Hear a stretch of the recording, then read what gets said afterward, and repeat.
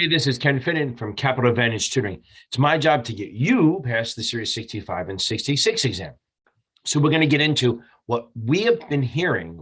I say the royal we, because it's just fucking me, that the HSA and the FSA are being tested on the exam. We've known that for a while, but nobody's really addressing it. So we're going to talk about its easy points. So let's get on it.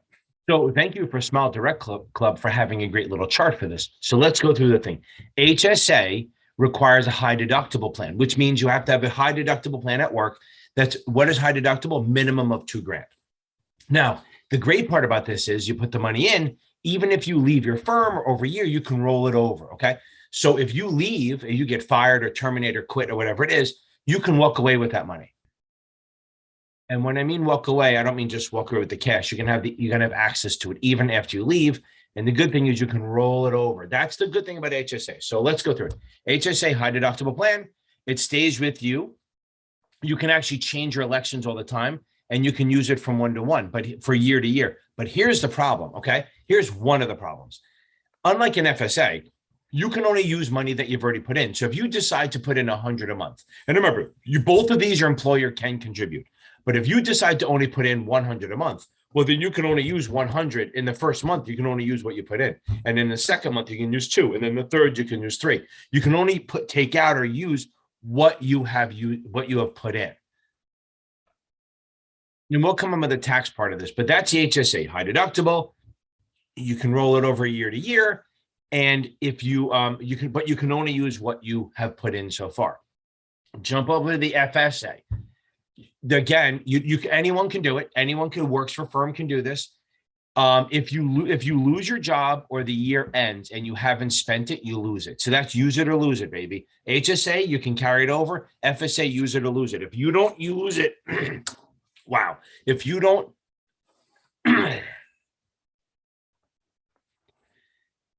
FSA, okay, FSA. Anyone can do it. Anyone who has a job, that's great.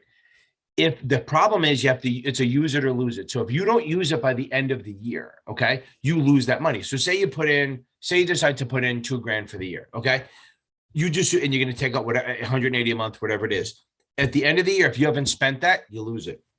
I remember when I was younger, we would always be like buying bunches of shit in December because we had all this money on it.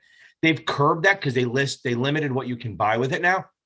But you used to buy like tons of aspirin and Motrin and condoms, whatever it is, at the end of the year to suspend it all. They've really limited what you can use it for now. So, and what you do is if you use the card and it's for something not allowed, they'll just charge you. You'll just take it out and you get taxed on it. Now, and we'll come back to that. FSA, you don't have to have a high deductible plan. You just got to be working somewhere and they'll do it. You can put in and your employer can put in. There are limits. I'm not going to give you the limits because they change every year. And I don't know that the test is going to ask you how much. They're just going to say that you can put up to a limit. You can only change it during the open enrollment. Here's the key, though. Say you decide to put in 200 a month or say 100 a month. Even after the first month, you've only put in 100. You can spend all $1,000 or $1,800 or whatever, or $1,200, whatever the hell my math is, whatever it is. So that's the thing. HSA, you can only spend what's in there so far. FSA, you can spend all of it in the first month.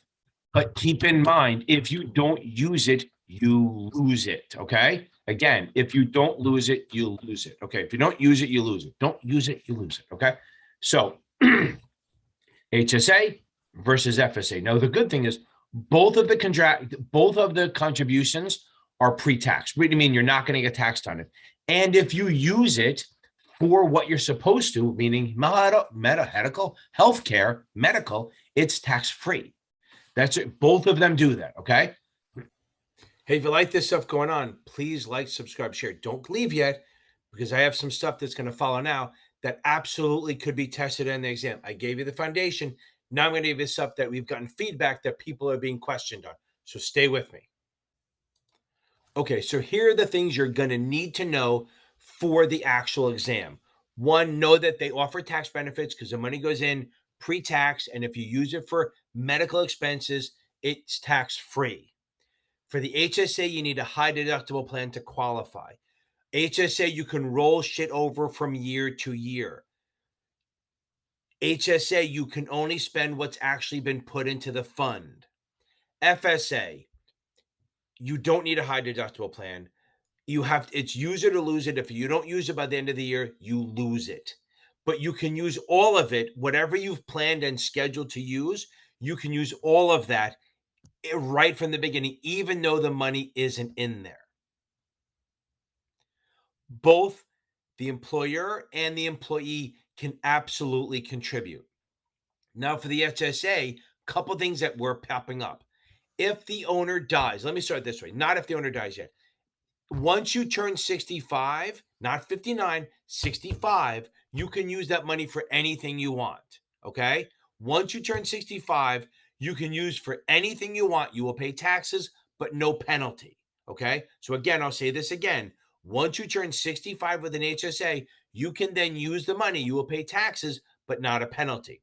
Now, what's really popping up is if you die, you get fucking hit by a bus and you have an HSA. If it's your spouse as a beneficiary, the account can remain as an HSA and she or he can use it for medical expenses. If she takes the money out as a lump sum before 65, she will pay a 20% penalty plus the taxes. Okay. So again, if you give it to you, and this is absolutely somebody said they saw this shit.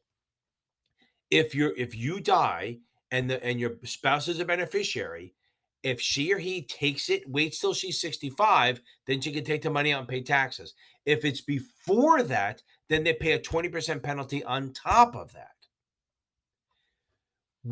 If your beneficiary is not a spouse, the HSA ends on your death and it goes to the person and the fair market value becomes taxable. So I'll say that again. Okay. I'll keep saying that. If you leave it to your spouse, they can keep it in the HSA, wait till they're 65, then take it out. They don't pay a penalty. If they do it before, 20% penalty on top of the taxes. If you leave it to someone other than your spouse, once you die, it ends. They get it as a taxable distribution at that time on that money. That is absolutely going to be on the exam. We saw stuff like that.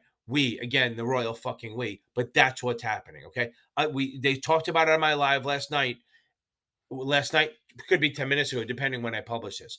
Anyway, and don't forget to join my live every Tuesday and Thursday, 8:30 p.m. Or don't. I don't give a shit.